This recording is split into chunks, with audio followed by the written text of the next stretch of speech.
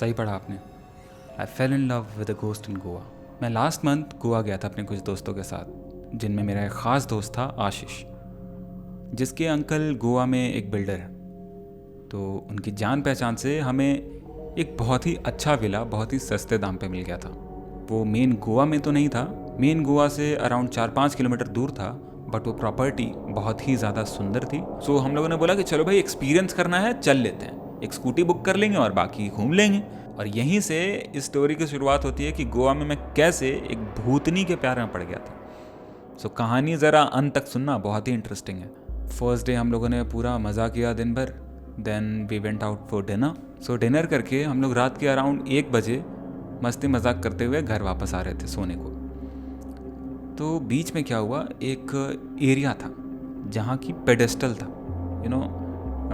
फवारा था बगल में, और वहीं पे पेडेस्टल था 2-3 स्टेप्स का। सो आई सॉ अ गर्ल, वो वाइट कलर के टॉप में और रेड कलर के स्कर्ट में बहुत ही सुंदर लग रही थी, बहुत ही ज़्यादा। मैं क्रीपी साउंड नहीं करना चाह रहा, बट इतनी ज़्यादा खूबसूरत थी कि मैं ना नज़र उससे हटा नहीं पाया। मेरा नज़र उस पर चला ही गया और काफ़ी देर तक रहा, जब तक हम लोग क्रॉस हो रहे थे। आई वाज लाइक, ऐसे देखते हुए मैं बात करते अपने दोस्तों से बात भी कर रहा हूँ और उसको ऐसे देखते देखते आई कांटेक्ट बना के उससे, और पार हो गया वहाँ से। आई थॉट कि उससे बात करूँ, बट इतना हिम्मत नहीं था कि रात को किसी को जाके तुम बात कर लो किसी अनजान शहर में, क्योंकि वो क्रीपी लगता है, कोई भी ऑकवर्ड हो जाएगा। सो हम सब वापस पहुँच गए अपने विला में। एंड देन ऐसी ही थोड़ी बातें हो रही थी, तो बात में मैंने बोला कि यार तुम लोगों ने उस लड़की को देखा, कितनी सुंदर लग रही थी। उन्होंने बोला कौन सी लड़की? मैंने बोला अरे यार, रास्ते में जो पेडेस्टल पे बैठी हुई थी। तो मे बी उन्होंने देखा नहीं होगा। उन्होंने बोला कि हमने तो किसी को नहीं देखा। मैंने बोला ठीक है छोड़, चल सो जाते हैं, क्योंकि सुबह को हम लोगों को फिर से थोड़ा ट्रिप के लिए जाना था। सो हम सब सो गए। देन रात को अराउंड 2:50 और 2:55 मेरी नींद टूटी, मुझे लगी प्यास।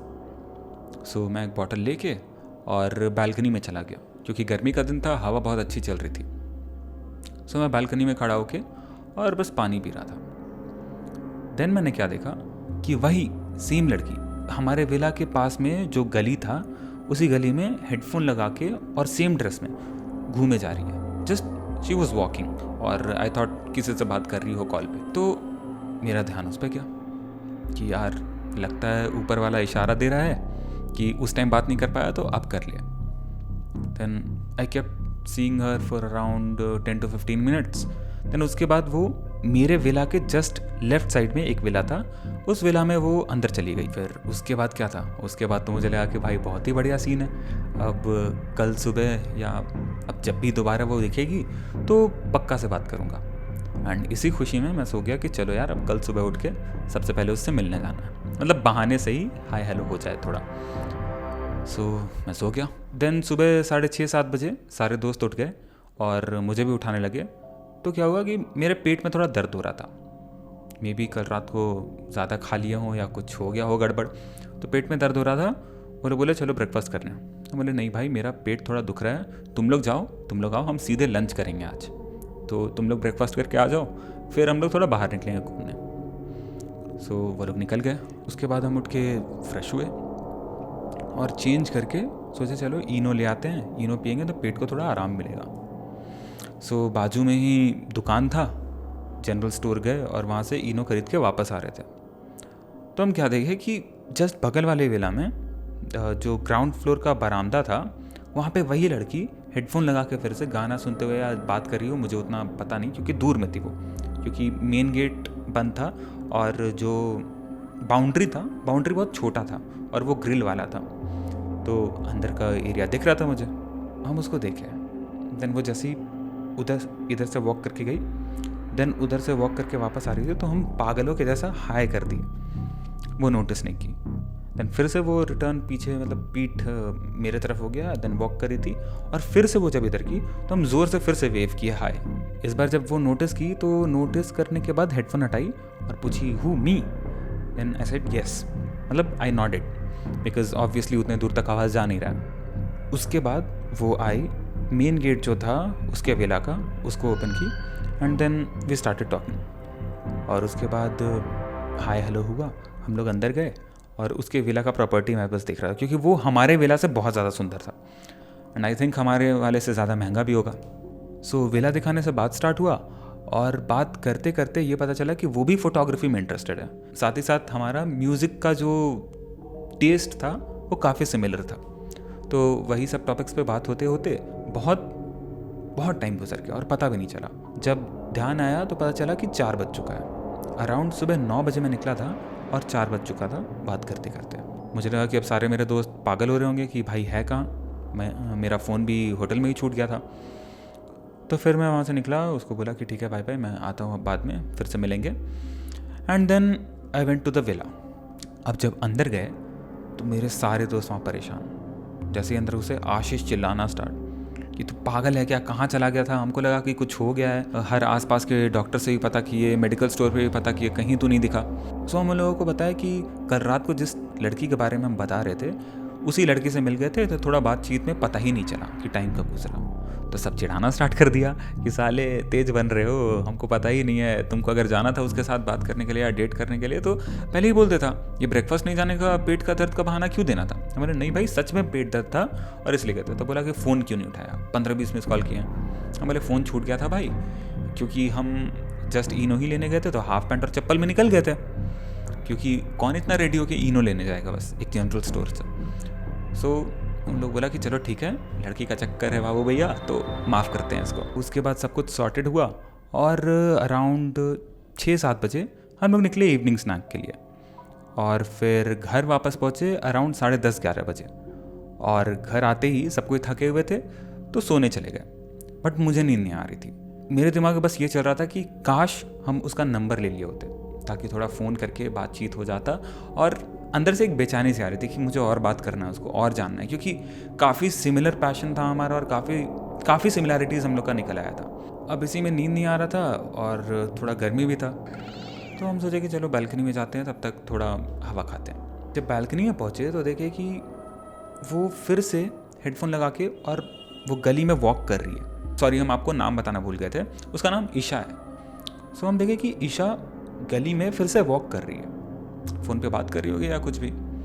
सो हम बस उसको बालकनी से ही अपने देख रहे थे। देन सडनली उसका आई कांटेक्ट हुआ मेरे से। वो उधर से हाई वेव की, हम भी इधर से हाई वेव किए। And then she did this कि नीचे आओ। So I said yes okay आते हैं, क्योंकि मन में तो लड्डू फूट ही रहा था बात करने को, बस वेट था कि कब वो बोलेगी नीचे आओ। सो नीचे गए और फिर हम लोग बातचीत करना स्टार्ट कर दिए और उसी गली में हम लोग वॉक कर रहे थे। सो हम लोग वॉक करते करते अराउंड उसी गली का 50 से 60 चक्कर लगा चुके होंगे।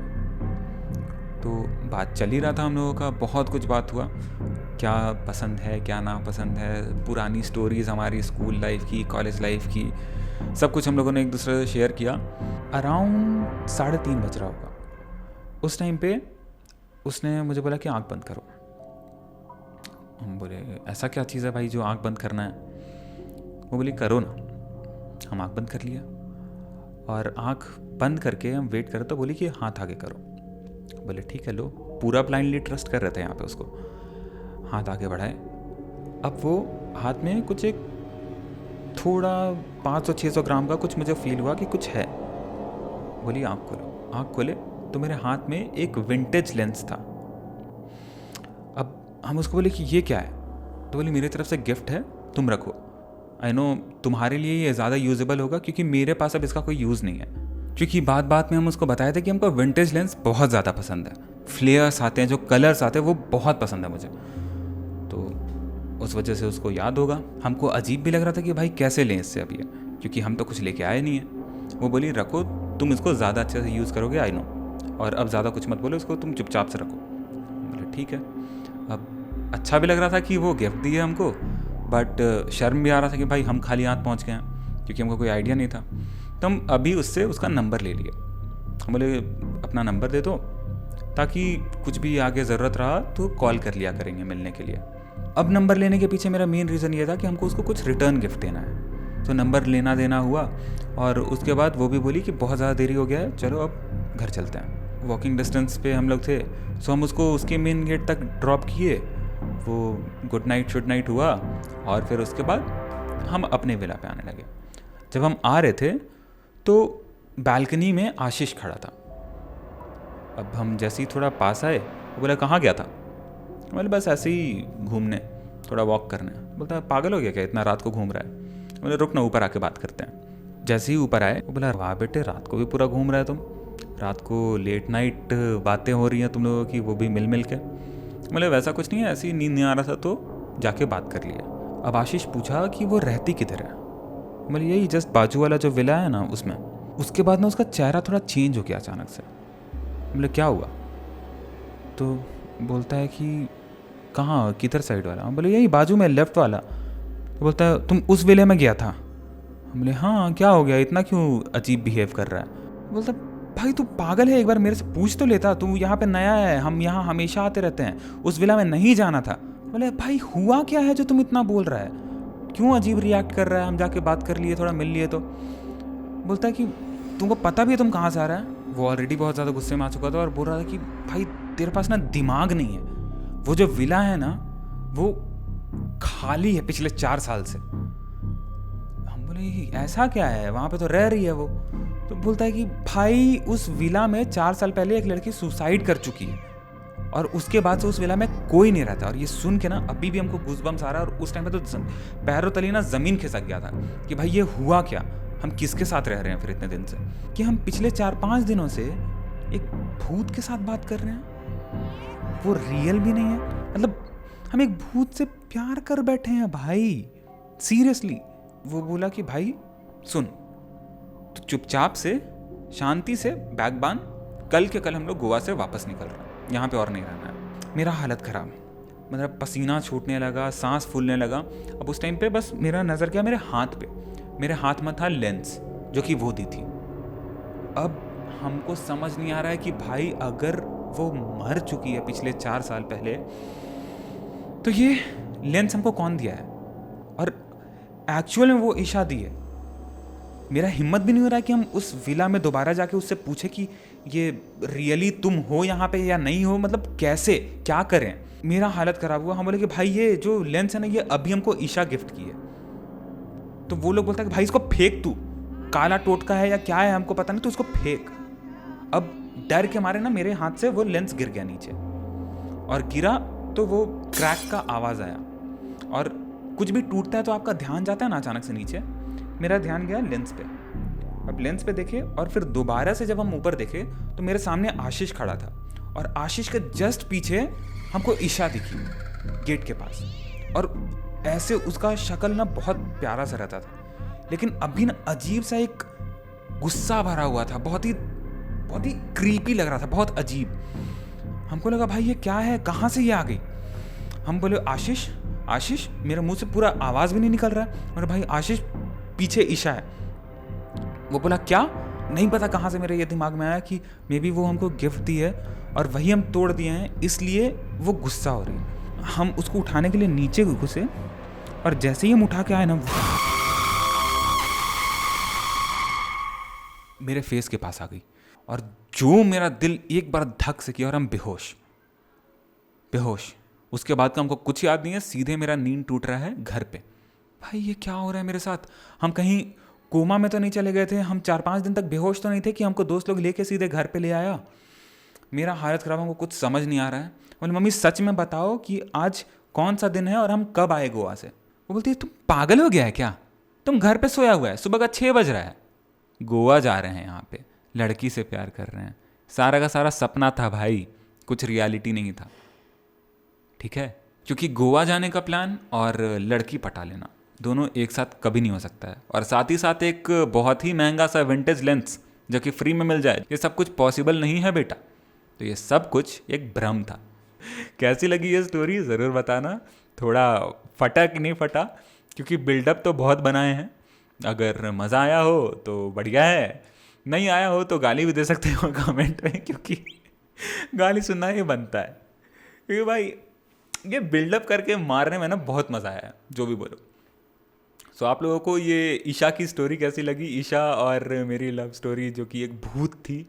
This was it, this is how I fell in love with a ghost in Goa. और भूतनी तो थी, प्यार भी हुआ था, बट कुछ सच नहीं था, सब एक भ्रम था।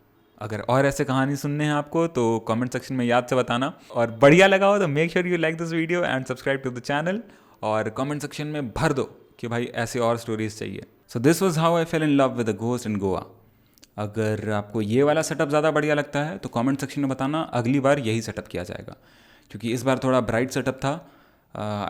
अभी ट्राई करना है कि क्या वर्क कर रहा है क्या नहीं वर्क कर रहा है, तो कमेंट सेक्शन में थोड़ा हेल्प कर देना कि कौन सा स्टाइल आपको ज़्यादा बेटर लग रहा है, वो ज़्यादा ब्राइट वाला या ये डार्क सेटअप। बस इतना ही था आज के वीडियो के लिए। Thanks for joining, bye bye.